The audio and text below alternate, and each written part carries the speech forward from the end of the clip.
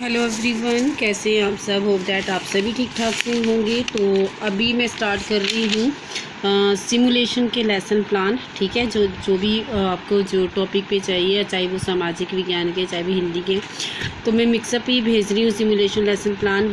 Subject और topic मैं बता दूँगी। ठीक है, तो सबसे पहले हम करेंगे सामाजिक विषय का सिमुलेशन लेसन प्लान। ठीक है, तो ये जब स्किल के आपके हो जाते हैं तो सिमुलेशन के बनाने पड़ते हैं। तो सबसे पहले आप डालेंगे छात्राध्यापिका का नाम, फिर डालेंगे अनुक्रमांक रोल नंबर यानी, फिर विषय सामाजिक विज्ञान रहेगा, उपविषय आपका रहेगा राष्ट्रीय चिन्ह। ठीक है, राष्ट्रीय चिन्ह। समय अवधि डालनी है 15 से 20 मिनट इसका समय रहता है सिमुलेशन का।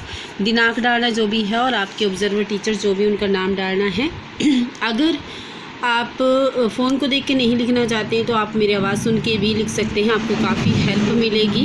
अगर नए हैं चैनल पे तो सब्सक्राइब करिए, बेल आइकन को ज़रूर प्रेस करिए, क्योंकि इस चैनल पे आपको हर एक तरह का हर एक स्किल का, माइक्रो के, मैक्रो के, सिमुलेशन के, हर एक तरह के आपको लेसन प्लान जो है वो अच्छे तरीके से बने हुए मिलते हैं। और साथ में आपको चार्ट भी मिलता है, एक सिंपल सा अच्छा सा चार्ट दिखने वाला, जिससे आपके मार्क्स ज़्यादा आते हैं। तो चैनल को सब्सक्राइब करके रखिए।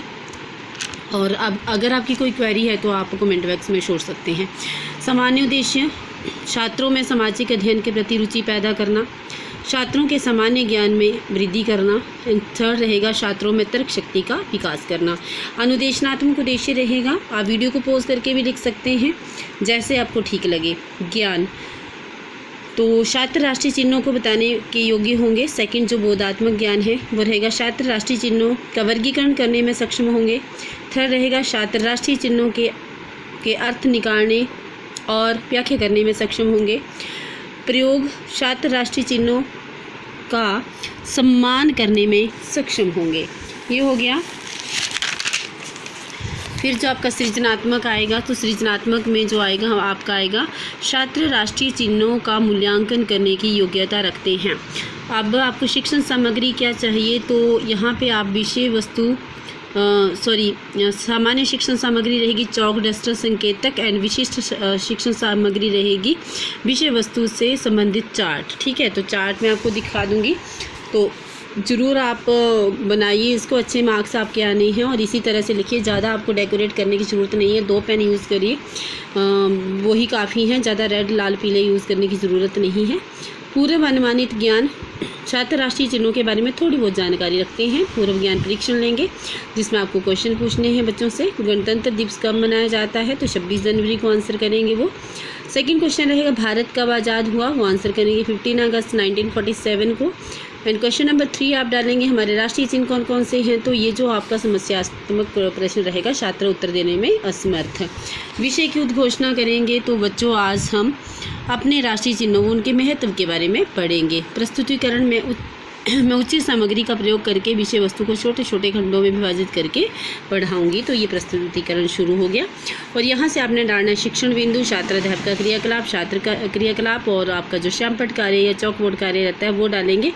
तो अच्छे से आपको कॉलम बनाने हैं, टेढ़ी मेढ़ी लाइनें नहीं लगानी है, ठीक लाइनें लगानी है। जितनी बार पेज पलटना आपको लाइन लगानी है। ठीक है, राष्ट्रीय चिन्हों की परिभाषा, तो राष्ट्रीय चिन्ह वे होते हैं जो हमें राष्ट्र की ओर से प्रदान किए जाते हैं, जो हमारी स्वतंत्रता का भी प्रतीक होते हैं, उन्हें हम राष्ट्रीय चिन्ह कहते हैं। सबसे पहले हम राष्ट्रीय ध्वज के बारे में पढ़ेंगे, क्योंकि जैसा कि चार्ट में दिखाया गया है कि हमारे राष्ट्रीय चिन्हों में राष्ट्रीय ध्वज भी एक महत्वपूर्ण चिन्ह है। तो ये राष्ट्रीय चिन्ह आप यहाँ पे डालेंगे, किसमें, ब्लैक बोर्ड पे। ठीक है, तो छात्र चार्ट की तरफ देखते हुए, तो चार्ट ही दिखा देती हूँ मैं आपको पहले। तो इस तरह का आप पहले राष्ट्रीय चिन्ह, राष्ट्रीय ध्वज, उसमें राष्ट्रीय चिन्ह डाल के यहाँ पे राष्ट्रीय ध्वज है, ये हमारा चक्र है, और ये हमारा रहेगा राष्ट्रीय फूल। तो इस तरह के 1-2 आप राष्ट्रीय चिन्ह बना दीजिए अच्छे से। और छोटा सा अगर आप बीच में भी बनाना चाहते हैं तो वैसे भी एडजस्ट हो जाएगा, और इस तरह से आप बना सकते हैं।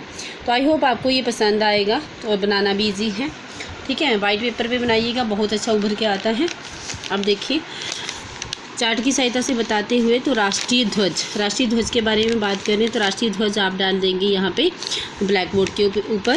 संविधान सभा ने भारत की स्वतंत्रता प्राप्ति से केवल 3 सप्ताह पूर्व 2 जुलाई 1947 को राष्ट्रीय ध्वज को अपनाया था। बच्चे ध्यान से सुनते हुए, यह आयताकार है और चौड़ाई में 3:2 का अनुपात है। ये 3 बराबर भागों में बांटा गया है और तीनों भागों में रंग भी अलग अलग हैं। तीनों रंगों के होने के कारण इस झंडे को किसी दूसरे कौन से नाम से पुकारा जाता है? तो किसी का नाम लेंगे आप बताइए, तो वो कहेंगे कि तिरंगा।